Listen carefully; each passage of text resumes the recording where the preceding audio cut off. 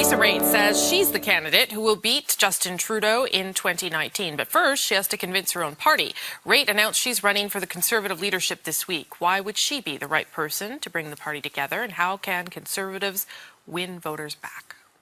Joining me now from Sydney, Nova Scotia, Ontario MP and now Conservative leadership candidate, Lisa Raitt. Good to see you.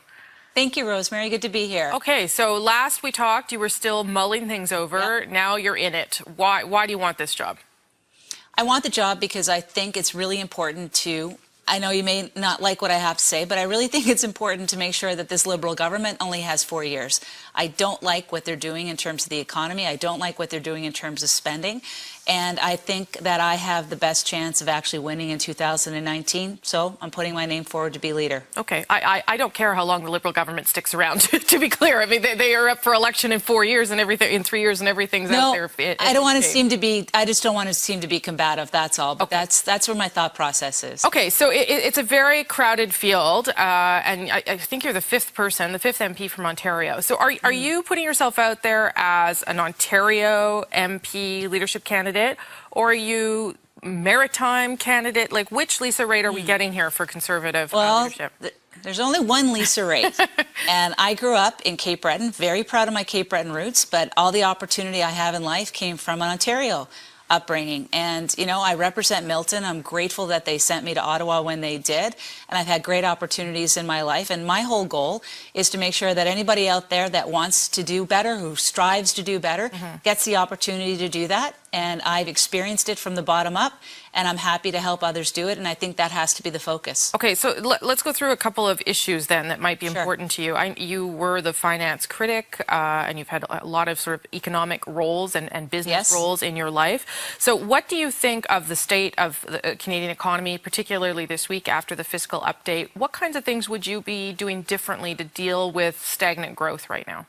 I am very concerned about the level of debt and deficits that are being accumulated. And I'll tell you why. If you've ever grown up under a burden of debt or being worried about having a job or having any kind of insecurity in your life, accumulating more and more deficit is going to make you more and more uncomfortable. That's why business is not seeing the investment that they're seeing, because there's this tangible and intangible uncomfortableness with the way this government is approaching the economy, and it's manifesting. We were supposed to see an uptake in retail sales in August because everybody got the new baby bonus checks. It didn't work out that way because people are thinking, ooh, I'm not really comfortable, I better pay down some debt. So I would be focusing on the ways to increase jobs and investment, and that's what we've done in the past, in slower taxes and reducing red tape. Okay, and do you think, though, that deficits make sense in some situations? Because, of course, the Conservative government did do that in 2008 and then continued to go into deficit in order to provide some stimulus for the economy.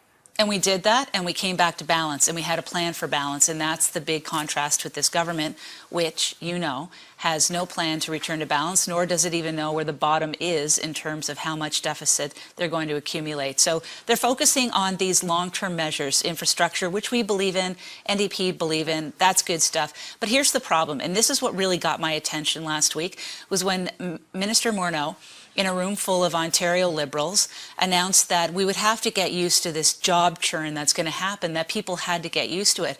Well, you know what, Rosemary? My nieces in Cape Breton, when they're 15 years old, they shouldn't be told that they have to wait 15 years to get a good paying job because it's job churn and some of us are going to have to take it on the chin. I don't accept that, and I think that's a cop-out.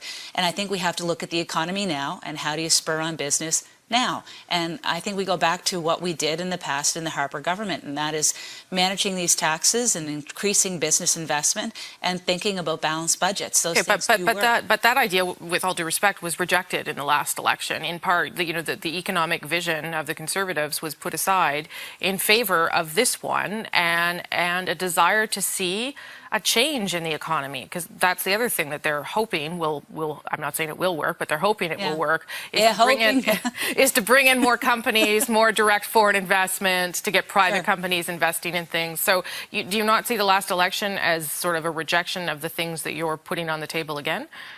They broke every promise that they gave the Canadian public when it came to economic matters, you know, that the budget would balance itself eventually, that you would return to surplus, that the tax break wasn't going to cost anything, that there was going to be a very tiny deficit, and all of a sudden we're seeing just spending balloon out of all of these departments. And you have to watch these things. You have to manage the books, and they're not doing it. So you know what? We'll see. 2019. Yeah. That's when we'll be asking Canadians, are you happy with the choice? And here's the alternative that I'm offering you, and this is what my future looks like. Okay, where do you stand on the issue of a carbon tax? Because when you were in the House as finance critic, you hit very hard on it. But there are Conservatives who believe in it. Michael Chong, Patrick Brown, Preston Manning, and there are many others who think that this does make sense.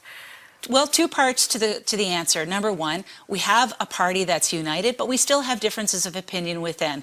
So during this campaign, we're going to see Michael come out and talk about his things, and other people are going to talk about other aspects as well, and the membership's going to decide the direction that we're going to go in. The second piece I would say is this: any tax on anybody who's already burdened is not going to be a good thing for the economy or the individual. And I really push back against the carbon tax. And I have an example of living in a rural part of Ontario right now where the cost of electricity and power is so significant.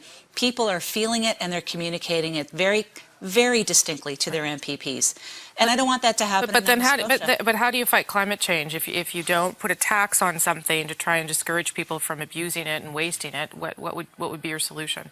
I hear what you're saying, but where's the evidence from the government in implementing this carbon tax that it's not going to have this incredible, significant negative effect on the economy? They didn't do the homework there. I would put this forward. I would say continue on the path we did with the United States in terms of making sure that we were moving together on regulations and do what we can and continue to do that and invest in clean technologies and work through the science pieces. I mean, those are the things that we should do. A tax is not going to solve the problem, and it's going to exacerbate the problem for Canadians living in small and rural towns. Okay, two other issues. I have to ask you the one about Canadian identity, because it was put on the table by Kelly Leitch. Stephen Blaney's joined the chorus here. Is this something that you think needs to be tackled? Do you want a test for Canadians so that they can prove that they are Canadian enough? Kelly and Stephen, both my great friends from Cabinet, and they both are able to put these things as part of the leadership contest and respect them for it. Where I am on it is I don't think a test for somebody coming into the country as to whether or not you like freedom or if you like maple syrup is the right way to attract immigration, which we need to attract from an economic basis into the country. If we have a security issue, we should attack the security issue. If we have any other issues, then we should attack those straightforward. I do, however, believe that I reject the notion that the Liberals put forward is that there is no Canadian identity, because there is. And that's why Canadians are attracted to Canada. That's why people from other countries want to come and be Canadian. And we have that already, and we focus on it. Okay, the French factor. I know that you did voice you did a version of your video in French. I did. But are you fluent? Are you going to be able to do a debate in French? Where would you say you're at objectively?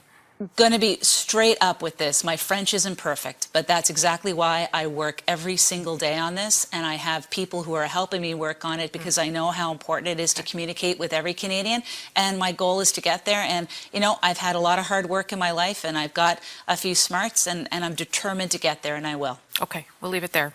We'll see you at the debate next week, the first one. Thank you. I will be there.